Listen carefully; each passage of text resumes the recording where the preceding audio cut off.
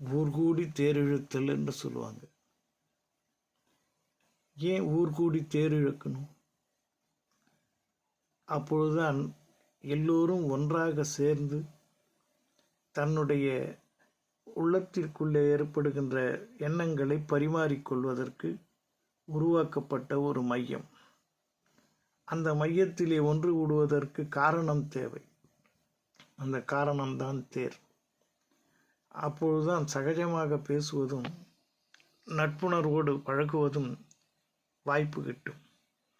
இல்லை என்றால் கடமை என்றும் தொழிலென்றும் தனித்தனியாக போய்க் கொண்டிருப்பார்கள். அங்கே ஒருவருக்கு ஒருவர் பரிமாறிக்கொள்ளும் அந்த வார்த்தைகள், பகிர்ந்து கொள்ளும் அனுபவங்கள் யாருக்குமே கிட்டாமல் போய்விடும்.